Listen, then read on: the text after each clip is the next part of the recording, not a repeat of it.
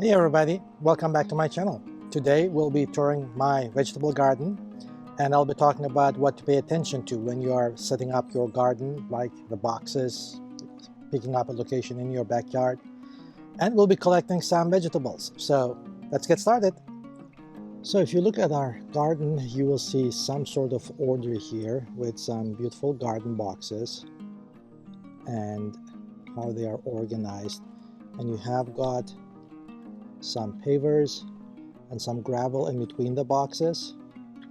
So when you're selecting a place and how to build a garden like this, there are a few things you have to pay attention to. Number one, when you're growing vegetables like tomatoes and peppers or cucumbers, anything that gives fruit, they need at least 5-6 hours. That's the minimum, 5-6 hours of sunlight. So if you have a lot of trees like me around your garden, that's difficult to find. A lot of my garden, and I have got a 100 feet to 100 feet garden, but despite that, finding a spot that has continuous sunlight throughout the day is difficult because of all the trees. I live in Maryland and we have a lot of trees around our gardens, so it's difficult to find a spot that is really sunny all day. One thing I did when I moved into this house is I did a time-lapse video of my backyard to see which part of the garden gets the most sunlight, because perceptions may be deceiving. You may be looking at one part of your garden and seeing it every day in the afternoon and think, oh, that's a nice spot, but that may be misleading. So doing a time-lapse video or just watching from the morning till evening which part of the garden gets the most sunlight is a good way of finding out the best spot for your garden. Next, you don't want a low-laying area. Low-laying areas can accumulate water, especially if you live in a place that gets a lot of rain.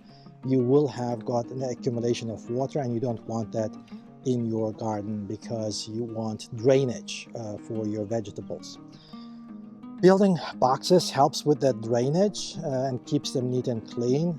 There are a lot of advantages to building garden boxes and gardening in garden boxes, and I have done that here. The soil here, that is a key factor. The soil in Maryland is very compact, so it's not ideal for growing any vegetables and any fruit. So building boxes and bringing in nice clean dirt, nice soil, and filling those boxes with that soil can be really helpful when you're building a garden. Now, it wasn't my idea to put in all this gravel and these pavers between the boxes. That was all my son's idea, but in the end, it was a good idea. It was a lot more work, but it kept my garden clean. Otherwise, this area was grass, but if I grow a garden and do a lot of digging around in here, it would be all muddy because I wouldn't be able to cut all that grass and maintain that grass. So putting all this gravel and stone and pavers helped me keep my garden clean. That allows me now walking here, not in mud. It rained recently, so as you can see, I have no mud. It's all clean. Now, if you want a beautiful garden, you may as well take the time and put in some gravel between those boxes or throw in some stones to make it beautiful and clean so that you can enjoy it down the road. Another thing that you can see here in my garden are a lot of different vegetables. And you want to think about what's the best way of growing these. So if you're growing indeterminate tomatoes, like me, I grow a variety of tomatoes. There are at least 10 different varieties of tomatoes, but they're all indeterminate, which means they are growing wild. They don't grow to a certain size and stop. They grow wild and they keep growing throughout the season. So you want something like this trellis structure that we have here. This is a string trellis, and I built a structure above my boxes to hang that trellis. And this is the first time I'm using this string trellis. But I also bought these hooks. As you can see here, some hooks with some strings attached to it. I saw these as well on some videos online, and I saw them on Amazon. So I wanted to try both of them. Now, mid-season, we haven't harvested any tomatoes yet, but as you can see, my tomatoes have grown wild. I now think that these string Trellises are a far better idea because I can connect them to my tomatoes. There are small plastic hooks that you can attach to these, and they keep them all together and organized. The strings are not as much a good option because the indeterminate tomatoes that I have, I prune them a lot, but despite all the pruning, they keep growing and growing new branches. And when you have so many branches, connecting them to a trellis that is all over is very easy. Versus when you look at these tomatoes, especially the one in the corner here that I had, they have all like 3-4 different branches, and this one has grown wild. Hooking them up to a single line is very difficult, and it gives a very crowded place for the tomato. These hooks and strings may be nice for cucumbers, but they are not ideal for tomatoes. In the past, I used these cages, the metal cages, for my tomatoes, especially the larger ones, because I have these indeterminate wild growing tomatoes. But when the tomatoes were really large, they were too heavy and couldn't carry the tomatoes, so they were falling over and they were not really helpful. So these may be good for determinate tomatoes or smaller varieties, but if you are growing large tomatoes, indeterminate like me, you want a trellis structure like this, and I think this has been the best setup for me. So far I've been gardening for 4 or 5 years now, and these string trellises are great for tomatoes. They are great for cucumbers. Now you might wonder, what's a cucumber doing between those tomatoes? Well, as I said, I'm doing this as a hobby. This is not something that would be typically recommended, but as I said, I'm having fun and I'm growing cucumbers among my tomatoes. Why not, right? So this is something I would recommend.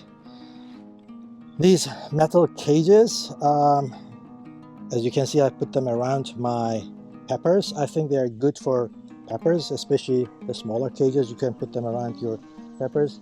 I used sticks for my peppers, but they weren't as strong as well, so I have these cages left over from my tomatoes and I put them around my peppers. I think they will do a better job than those sticks to keeping them straight.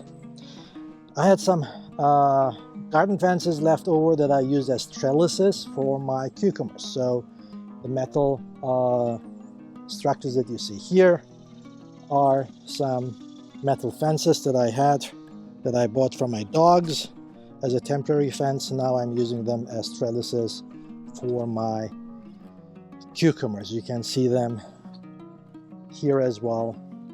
And this is the craziest part of my garden. Let's just walk through it. We have everything growing from right and left. As you can see, the left is more orderly because I have this string trellis here. But the right with the hooks, they are, the strings and the hooks, the tomatoes are spreading all over. I think if I had a string trellis here, it would keep them more orderly in location. And here, again, close-ups of my tomatoes and cucumbers here. And we have some really nice tomatoes. Look at all of this. They aren't ripe yet, but they are starting to ripen. Let's see what we have here. Here, this is our first group of tomatoes that has been ripening. You see our mint. We use them for our salads and cooking. And here we have our pepper plants with some beautiful peppers.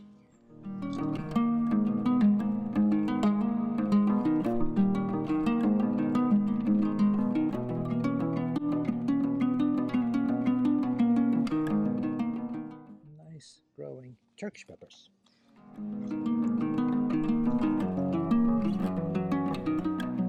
And our cucumbers.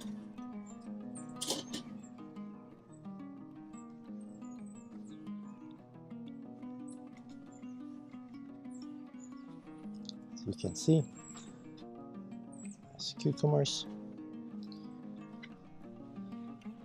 We have more peppers here.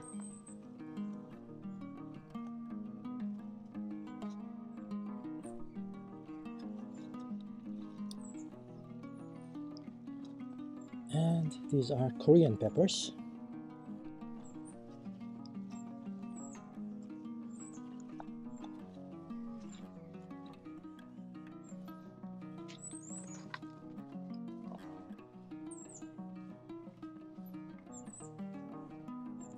Beautiful peppers. We'll be collecting some of these peppers today. Hi. So I'll be doing some pruning and collecting some vegetables. And you can follow me. We had some cucumbers here in this area. The large ones. There's one.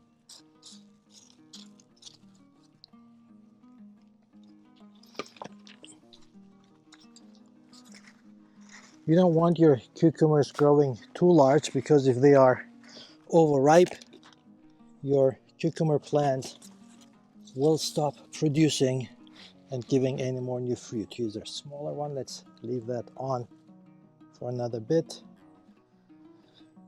But yeah, just 2 cucumbers here. Yeah, there's another one there. Let's see what we have here.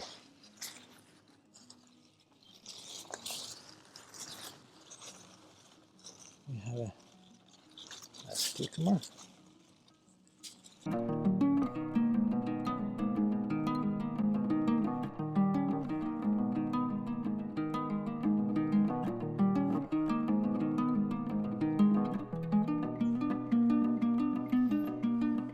We have some Korean peppers here. I don't grow from seeds anymore because I want to grow different varieties. If you grow from seeds, you buy a packet of seeds. Those packet of seeds will not last too long, and you can't plant them all. If you plant them all, if you don't have a big enough garden. I'm not a farmer, so I'm growing these for fun. So I buy seedlings, so I can buy multiple varieties of seedlings. So I can buy, for instance, tomatoes. As I told you, I have at least 10 different varieties of tomatoes growing here. If I grow them from seeds, I might have maybe 2 different varieties of tomatoes, or 3, but I enjoy the taste of different indeterminate tomatoes. Oh, here's another cucumber, and you don't want that going overripe, as I said. So that's why I start growing them from seedlings. The camera keeps turning to the chicken coop for some reason, because it keeps losing track of me. I've got 1, 2, 3, 4, 5, 6, 7, 8 cucumbers. No, 9 cucumbers here. And when did I collect them? I think I collected them 2-3 days ago. So 7-8 cucumbers in 2-3 days. That's more than I can eat in one day. Let's do some pruning. Here we have some sick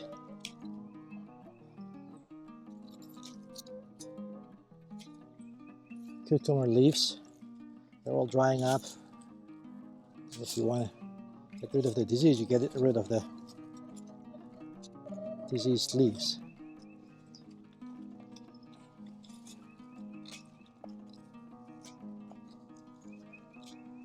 So they get more air as well. Don't be afraid of pruning. Get rid of all the foliage that is browning and yellowing. And here we can collect some flowers as well. I'll make a nice flower bouquet.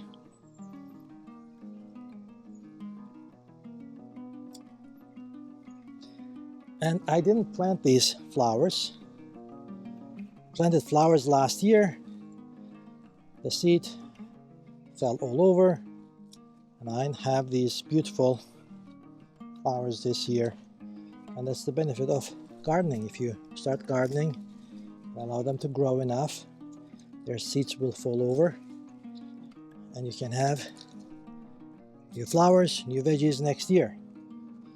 The problem with the veggies is They will be a new variety, because if you have 10 different tomatoes growing in your garden, the new tomatoes growing out of the seeds will be a hybrid of all the different tomatoes that you had, at least. I mean, they will at least be a hybrid of at least 2 different varieties. And those hybrids may not be as good as the original tomatoes that you have planted last year.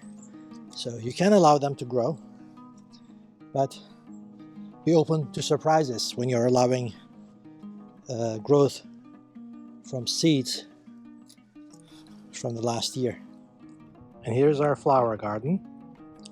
Not much there. So if you enjoyed the tour, subscribe and press the like button.